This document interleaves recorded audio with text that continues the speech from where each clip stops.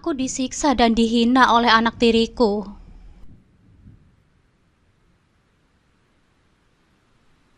Assalamualaikum sahabat curhatku. Terima kasih sudah datang ke channelku ini. Untuk yang sudah subscribe, semoga rezekinya dilancarkan ya. Amin ya robbal alamin.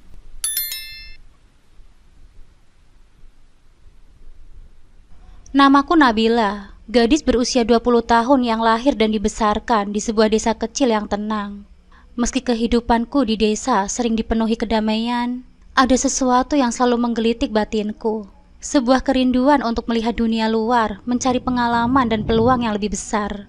Di kampungku, lapangan pekerjaan tidaklah banyak. Sebagian besar orang hanya bekerja sebagai petani atau pedagang kecil-kecilan. Aku selalu merasa bahwa masa depanku di desa terbatas. Apalagi saat melihat teman-teman sebayaku yang sudah menikah dan menetap di sana. Aku adalah harapan terakhir orang tuaku. Kakak-kakakku yang semuanya sudah berumah tangga tidak lagi tinggal bersama kami. Orang tuaku menggantungkan harapan besar kepadaku, berharap aku bisa membantu mereka, terutama dalam hal finansial.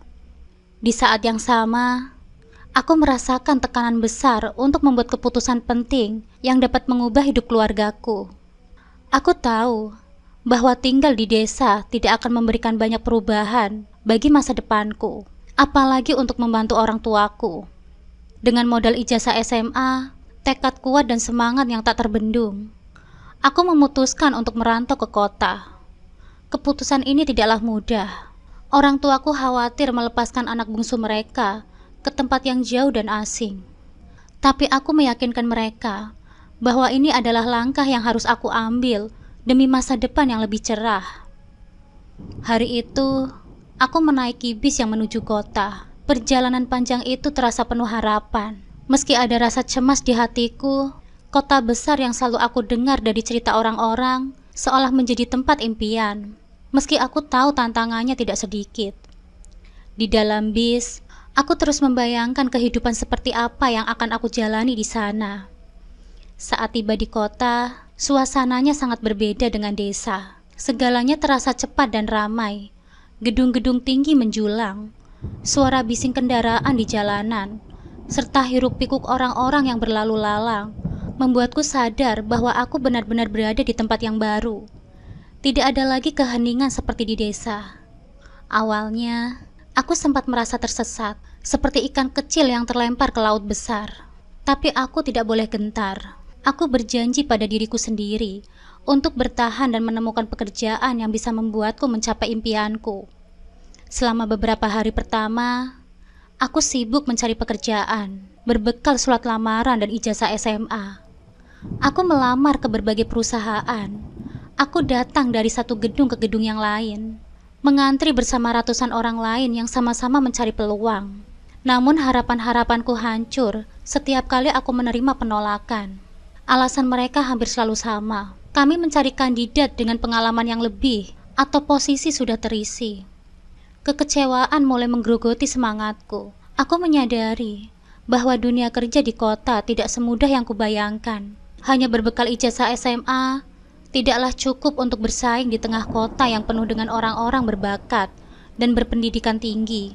Namun aku tidak menyerah. Setelah hampir sebulan mencari tanpa hasil, aku mulai memutar otak untuk mencari alternatif. Suatu hari, aku melewati sebuah restoran kecil di pinggir jalan. Di jendela depan ada tertulis, "Dicari pelayan." Aku tertegun sejenak. Pekerjaan sebagai seorang pelayan tentu saja jauh dari impian awalku. Tapi aku tahu, aku tidak bisa memilih dalam keadaan seperti ini. Tanpa pikir panjang, aku masuk ke dalam restoran dan bertanya apakah posisi tersebut masih ada. Pemilik restoran, seorang wanita parubaya yang nampak ramah, menanyakan beberapa hal tentang diriku. Tak lama kemudian, aku diterima bekerja sebagai pelayan di restoran itu. Pekerjaan ini tidaklah spesial. Aku harus melayani tamu, membersihkan meja, memastikan semuanya berjalan dengan baik di restoran. Gajinya juga tidak besar. Namun ada satu keuntungan besar. Aku diberi fasilitas tempat tinggal dan makan gratis. Dengan begitu, aku bisa menghemat uang untuk kebutuhan lainnya. Meski ini bukan pekerjaan yang aku impikan, setidaknya aku bisa bertahan di kota ini. Rutinitasku mulai terbentuk. Setiap pagi aku bangun, menyiapkan diri untuk bekerja, dan menghabiskan hari-hariku melayani pelanggan restoran. Kehidupan di kota besar memang tidak mudah, tapi aku mulai beradaptasi. Aku menikmati kesibukan yang terus berjalan tanpa henti.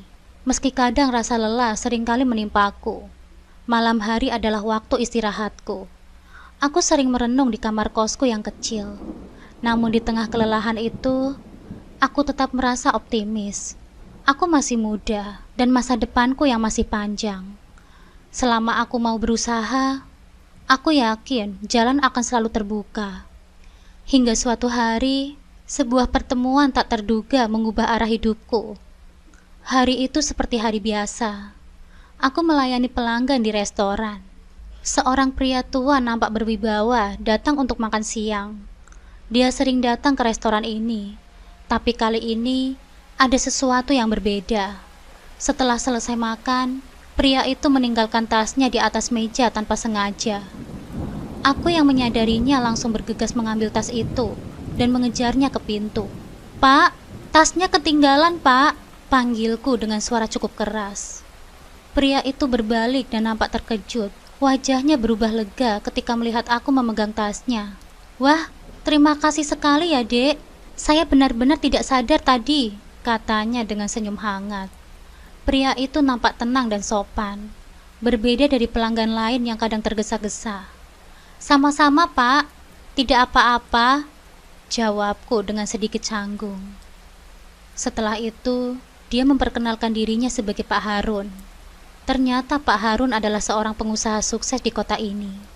Kami mulai berbincang singkat, dan tanpa aku sadari, ada sesuatu dalam pertemuan ini yang membuatku merasa ada hubungan baik yang terjalin. Seiring berjalannya waktu, hubunganku dengan Pak Harun semakin akrab. Setiap kali beliau datang ke restoran, kami selalu meluangkan waktu untuk berbincang. Meski dari luar Pak Harun terlihat seperti pria yang hidupnya sempurna, seorang pengusaha yang sukses yang dihormati di kota. Namun di balik itu, ada cerita yang berbeda, lebih dalam dan penuh luka. Pak Harun seorang pria berusia 58 tahun, memiliki penampilan yang terjaga. Rambutnya sebagian sudah memutih, tetapi rapi, dan posturnya masih tegap untuk pria seusianya. Setiap kali ia berbicara, suaranya tenang, bijaksana, dan penuh wibawa. Di balik semua itu, ada rasa kesepian yang tak bisa ia sembunyikan. Kematangan usia dan kesuksesannya dalam bisnis tidak bisa menutupi fakta bahwa ia merasa kosong di dalam hatinya. Setiap kali duduk di salah satu meja di restoran tempatku bekerja, Pak Harun sering memesan teh hangat dan makan sederhana, lalu mulai bercerita tentang kehidupannya. "Aku sudah hidup cukup lama, Nabila, tapi seiring berjalannya waktu, aku merasa semakin jauh dari keluargaku sendiri," ucapnya pada suatu sore saat hujan rintik-rintik di luar. Pandangannya menerawang jauh, seolah memegang masa lalu yang tak mungkin kembali.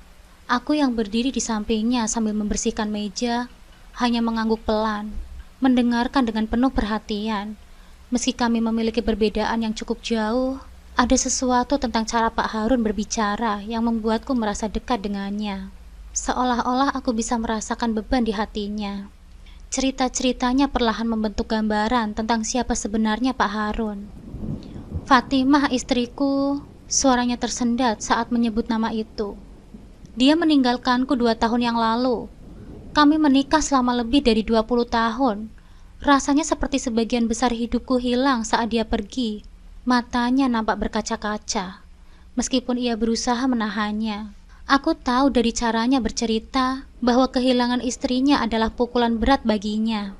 Fatimah menurut ceritanya adalah sosok wanita yang sangat dihormati dan dicintai oleh dia dan anak-anaknya. Ia tidak hanya menjadi istri yang baik, tetapi juga ibu yang penyayang bagi ketiga anak mereka. Ketika Fatimah meninggal dunia akibat penyakit jantung mendadak, Pak Harun seolah kehilangan fondasi hidupnya. Rumah yang dulu dipenuhi dengan canda tawa, kini terasa hampa dan sunyi. Anak-anaknya yang semula sangat dekat dengannya, perlahan menjauh, larut dalam kesibukan mereka masing-masing. Pak Harun mempunyai 3 anak. Anak pertamanya Arif, berusia 22 tahun, seumuran denganku. Meskipun Arif sudah dewasa, Pak Harun seringkali merasa bahwa hubungan mereka tidak lagi seperti dulu. Arif kini sibuk dengan pekerjaannya, dan nampaknya lebih banyak menghabiskan waktu di luar rumah. Pak Harun bercerita, Arif dulu anak yang sangat dekat dengan ibunya. Setelah Fatimah meninggal, dia sekarang berubah. Dia lebih banyak diam dan menghabiskan waktu di luar, seolah dia mencoba melarikan diri dari kenangan yang ada di rumah. 2 anak lainnya adalah sepasang anak kembar, Nadia dan Nadine, yang saat ini masih bersekolah di kelas 3 SMA. Walaupun mereka tinggal di rumah, Pak Harun merasa ada jarak di antara mereka. Nadia dan Nadine, lanjutnya dengan senyum tipis yang menyiratkan kasih sayang seorang ayah. Mereka adalah anak-anak yang cerdas. Mereka masih muda, masih mencari jati dirinya. Kadang aku merasa mereka juga menjauh dariku, terlalu sibuk dengan teman-teman mereka, terlalu larut dalam kehidupan remaja mereka masing-masing. Meskipun Pak Harun memiliki 3 anak, ia merasa kesepian di rumah. Sejak Fatimah meninggal, suasana rumah menjadi dingin dan terasa kosong. Anak-anaknya meskipun tinggal serumah, nampak lebih memilih dunia mereka sendiri. Mereka sibuk dengan pendidikan, pekerjaan, dan teman-teman mereka. Jarang meluangkan waktu untuk berbicara atau menghabiskan waktu bersama Pak Harun.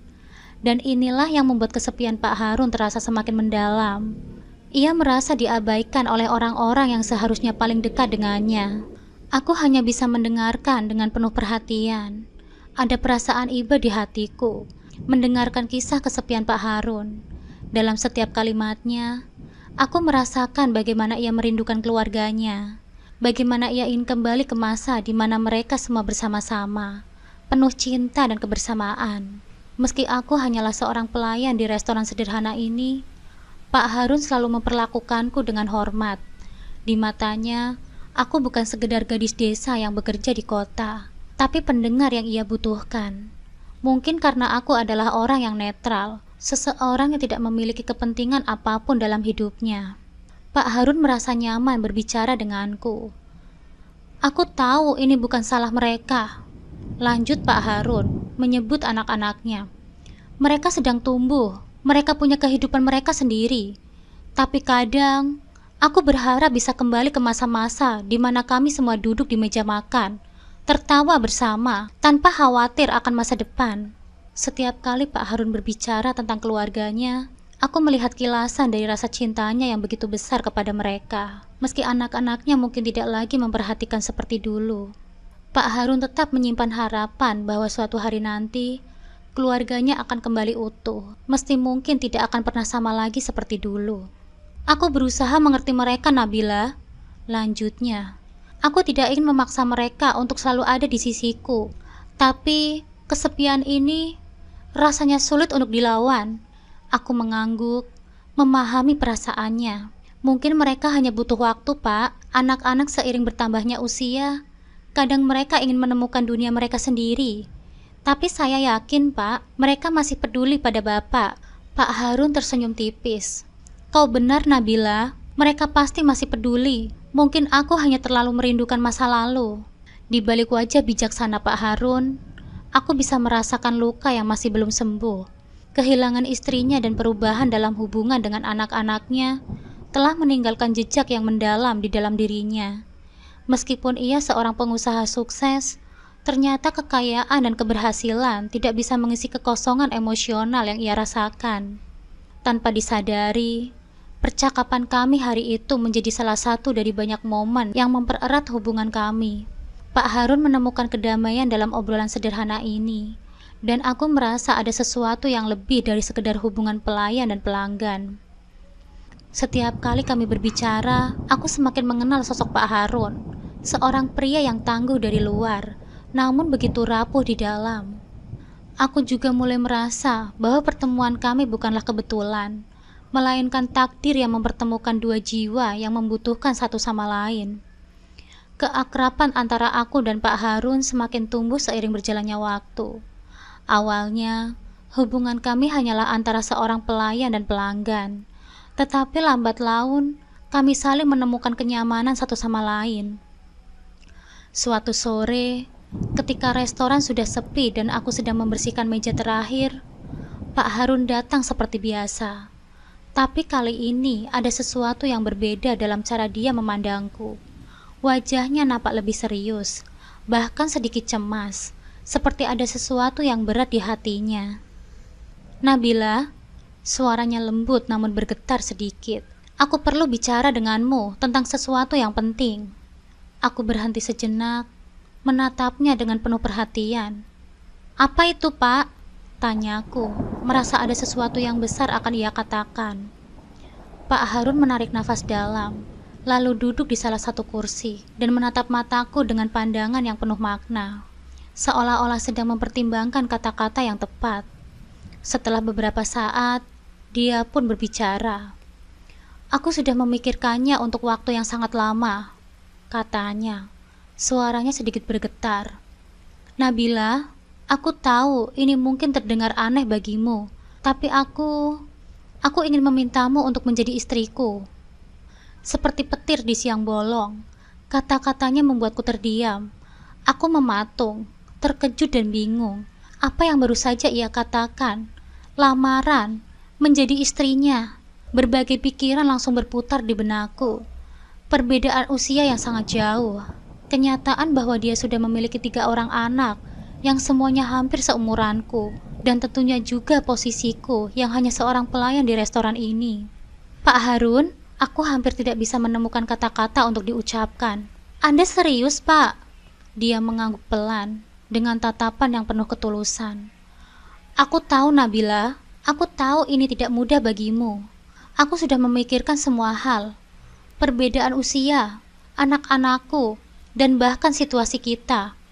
Tapi aku tidak bisa menutup mata atas perasaan ini. Aku merasa damai saat bersamamu. Kehadiranmu mengisi kekosongan yang selama ini kurasakan." Aku terdiam, masih mencerna semua yang ia katakan. Di satu sisi, ada perasaan kagum dan hormat terhadap Pak Harun. Tapi di sisi lain, aku merasa bingung. Bagaimana mungkin aku seorang gadis desa yang baru saja merantau dan bekerja di kota, bisa menikah dengan pria seusia ayahku sendiri? Bagaimana mungkin aku menggantikan posisi istri dan ibu dari anak-anaknya yang usianya tak jauh dariku? "Aku tahu ini tiba-tiba, Nabila, dan aku tidak ingin memaksamu," lanjutnya. "Aku hanya ingin kau mempertimbangkannya. Aku ingin kita menikah dengan sederhana, tidak perlu mewah. Yang aku butuhkan hanyalah seseorang yang bisa mendampingiku, menemani hari-hariku, dan mungkin mengisi kekosongan yang selama ini aku rasakan." Aku tidak bisa menjawabnya saat itu. Segala macam perasaan bercampur aduk di dalam hatiku. Kebingungan, keraguan, dan bahkan sedikit rasa takut. Aku tidak ingin terburu-buru dalam mengambil keputusan, terutama keputusan yang sebesar ini. "Beri aku waktu untuk berpikir, Pak Harun," kataku dengan suara pelan, masih berusaha menenangkan diri.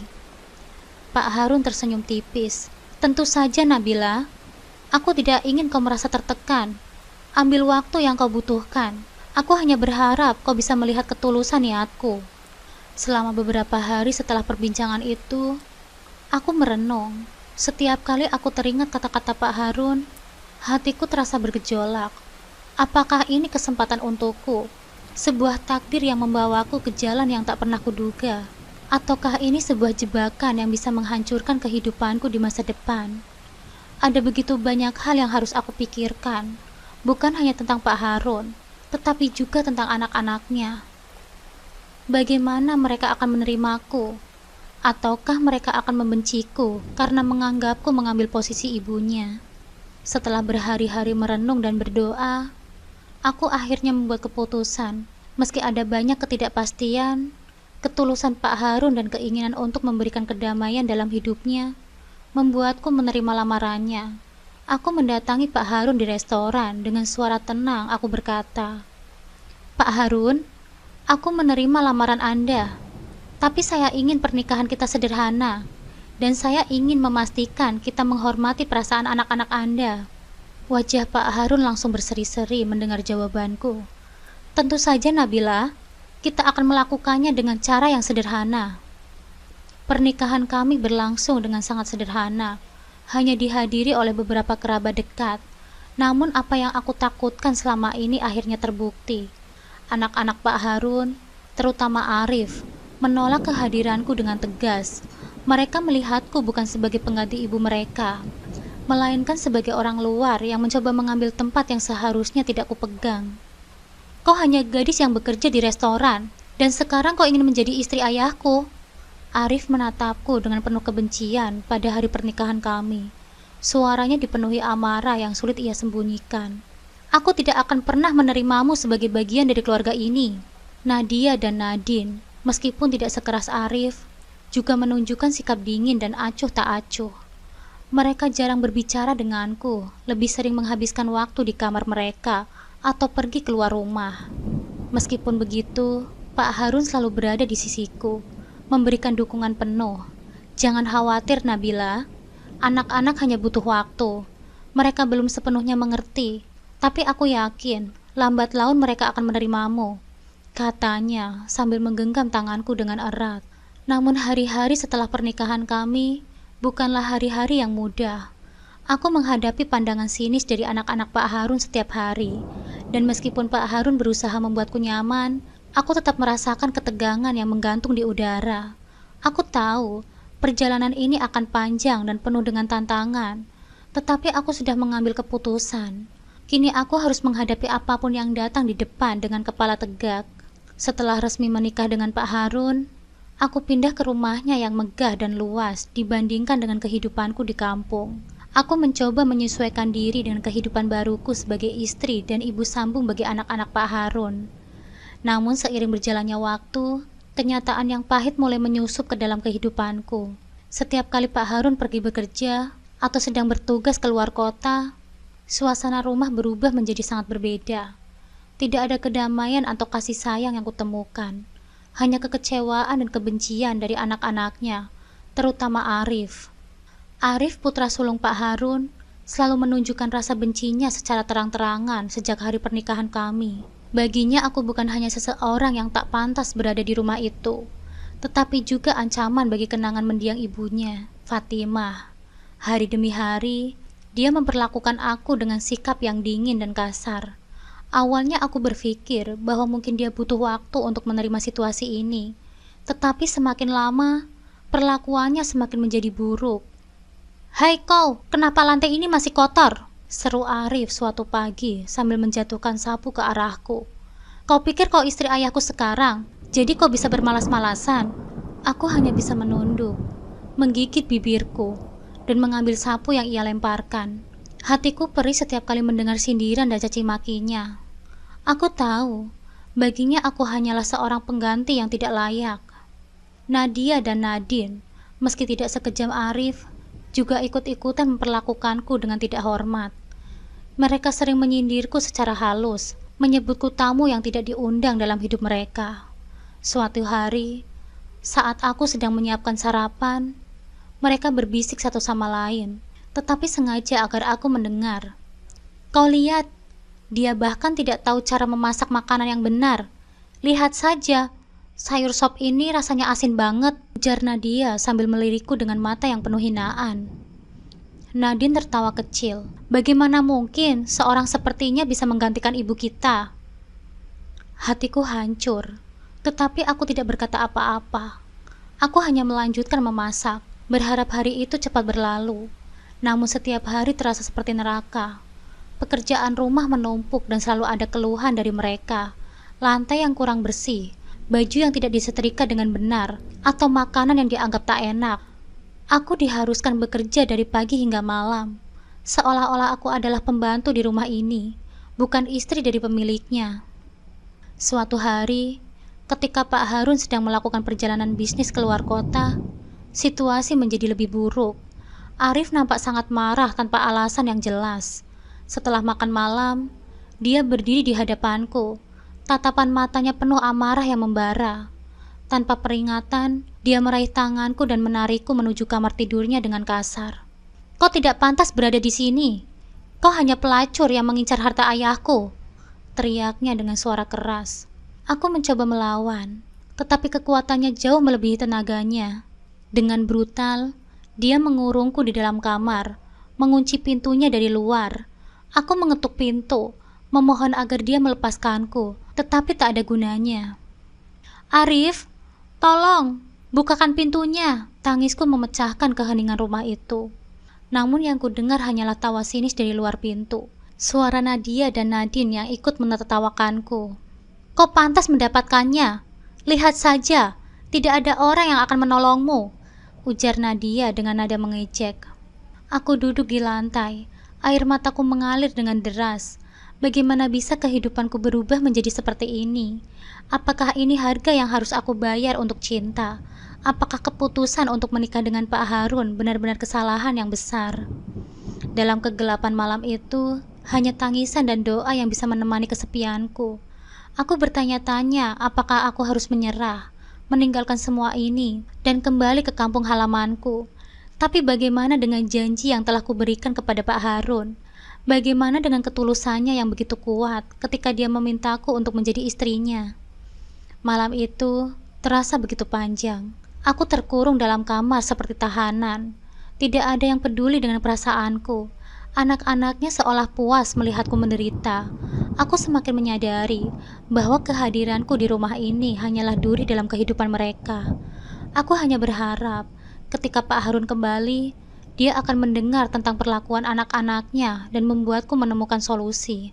Tapi hingga saat itu tiba, aku hanya bisa berharap bahwa ketabahan dan kesabaranku cukup kuat untuk menghadapinya. Sebab semakin lama aku di sini, semakin aku menyadari bahwa bukan hanya cinta yang diuji, melainkan juga harga diriku sebagai seorang istri dan sebagai manusia. Ini bukan sekedar tentang perbedaan usia atau status sosial.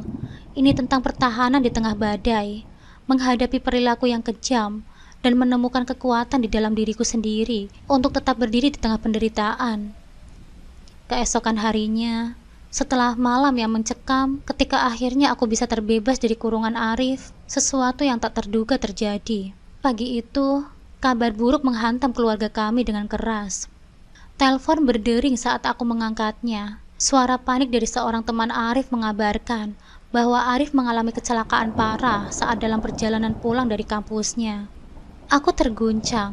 Meski selama ini dia memperlakukanku dengan sangat buruk, berita tentang kecelakaan ini menusuk hatiku. Pak Harun masih di luar kota, dan aku harus bertindak dengan cepat. Aku bergegas ke rumah sakit, tidak tahu apa yang akan kutemukan di sana. Saat tiba, suasana di rumah sakit penuh dengan ketegangan. Aku melihat Nadia dan Nadine yang sudah lebih dulu datang, menangis di ruang tunggu. Dokter menjelaskan bahwa Arif kehilangan banyak darah dan kondisinya kritis. Mereka membutuhkan donor darah segera. Tanpa ragu sedikit pun, aku pun menawarkan diri. Kami butuh golongan darah yang sesuai, dan kebetulan golongan darah Arif adalah O, kata dokter sambil memandang sekeliling. Darahku, oh dokter, aku bisa mendonorkannya, jawabku spontan, meski tubuhku gemetar karena khawatir. Aku tahu ini adalah hal yang besar untuk dilakukan. Bagaimanapun juga, Arif adalah bagian dari keluarga yang sekarang aku cintai. Nadia dan Nadine tertegun mendengar tawaranku. Mereka menatapku dengan wajah yang kebingungan. Mungkin tak percaya bahwa aku, orang yang selama ini mereka perlakukan dengan hina, mau menolong kakak mereka. Tanpa menghiraukan pandangan mereka, aku segera mengikuti prosedur yang diperlukan untuk donor darah. Prosesnya terasa panjang. Tubuhku terasa lemas setelah mendonorkan darah. Tapi aku lega. Setidaknya aku telah melakukan sesuatu yang bisa menyelamatkan nyawa Arif. Setelah beberapa jam menunggu, dokter akhirnya keluar dari ruang operasi dan mengabarkan bahwa Arif mulai stabil. Proses pemulihannya akan lama. Tapi yang paling penting adalah dia selamat. Ketika Pak Harun tiba dari perjalanannya dan mendengar kabar tentang kecelakaan serta tindakan yang aku lakukan, dia langsung memelukku dengan mata yang berkaca-kaca. "Terima kasih ya Nabila, kau telah menyelamatkan nyawa anakku," katanya dengan suara penuh haru. Meskipun aku merasa lega karena Arif selamat, di sudut hatiku ada kekhawatiran. Bagaimana reaksi Arif ketika dia sadar dan mengetahui bahwa aku telah mendonorkan darahku untuknya? Apakah dia akan tetap membenciku, atau kejadian ini akan mengubah sesuatu? Hari demi hari, Arif mulai pulih. Ketika dia akhirnya sadar dan mengetahui bahwa aku yang mendonorkan darah untuknya, sikapnya perlahan berubah. Awalnya dia tidak mengatakan banyak, hanya menatapku dengan tatapan yang sulit diartikan. Namun aku merasakan ada sesuatu yang berbeda dalam pandangannya. Suatu hari, ketika kami sedang berdua di rumah, dia mendekatiku dan berkata dengan suara lembut, "Nabila, terima kasih ya." Hanya dua kata sederhana, tapi itu adalah momen yang besar bagi kami berdua. Kata-kata yang penuh makna, seolah menunjukkan bahwa kebencian yang selama ini ia rasakan mulai luluh. Perlahan, hubungan kami mulai membaik. Arif yang dulunya dingin dan penuh amarah, mulai menunjukkan sisi lain dari dirinya yang lebih lembut. Dia mulai meminta pendapatku tentang hal-hal kecil, seperti tugas-tugas kuliahnya atau bagaimana menyelesaikan masalah di kampus. Itu adalah langkah awal, namun bagiku, itu sudah cukup untuk membuktikan bahwa hatinya mulai terbuka. Nadia dan Nadine, yang selama ini selalu memandangku dengan cemoohan, juga mulai berubah. Mereka tidak lagi bersikap kasar atau menghinaku. Bahkan suatu hari, Nadine datang ke dapur saat aku sedang memasak, dan dengan malu-malu memintaku mengajarinya memasak. Hari-hari berikutnya dipenuhi dengan percakapan yang lebih ringan. Nadia dan Nadine mulai mengajakku berbicara dengan nada yang lebih lembut, dan perlahan-lahan aku mulai merasa seperti bagian dari keluarga ini. Aku tidak lagi merasa seperti orang asing di rumah ini. Pak Harun yang selalu mengamati perubahan ini dari kejauhan, nampak lega dan bahagia. Suatu malam setelah makan malam, dia menarikku ke samping dan berkata, "Aku tidak tahu apa yang telah kau lakukan, tapi aku sangat bersyukur. Hubunganmu dengan anak-anak mulai membaik, dan itu lebih dari yang pernah aku harapkan." Aku tersenyum dengan lembut padanya. Ini semua berkat mereka juga. Aku hanya ingin yang terbaik untuk keluarga kita. Dalam hatiku, aku merasa puas. Butuh waktu, perjuangan, dan banyak air mata. Tapi akhirnya aku diterima oleh anak-anak Pak Harun. Hubungan kami mungkin tak sempurna, tapi setidaknya sekarang ada rasa saling menghormati dan kasih sayang mulai tumbuh di antara kami. Arif, Nadia, dan Nadine mulai melihatku bukan sebagai musuh, tapi sebagai bagian dari keluarga yang tulus mencintai mereka dan ayah mereka. Meskipun perjalanan ini berat, akhirnya aku menemukan kehangatan yang selama ini aku rindukan. Kehangatan yang tidak hanya datang dari Pak Harun, tetapi juga dari anak-anaknya yang perlahan belajar untuk menerimaku. Kini keluarga kami lebih kuat dari sebelumnya. Arif lulus dari kuliah dengan prestasi yang gemilang, sementara Nadia dan Nadine mulai merencanakan masa depan mereka. Aku bangga melihat perkembangan mereka, dan meskipun aku bukan ibu kandung mereka, aku merasa ikut berkontribusi dalam keberhasilan mereka. Kami hidup dalam kebahagiaan yang tak terbayangkan. Aku, Nabila, yang dulu hanya seorang gadis desa yang merantau ke kota, kini menjadi istri dari pria yang aku cintai dan menjadi ibu dari 3 anak yang dulu menolak kehadiranku. Perjalanan ini penuh dengan tantangan, namun akhirnya kami menemukan kebahagiaan bersama. Cinta, kesetiaan, dan ketulusan telah membawa kami sampai di sini.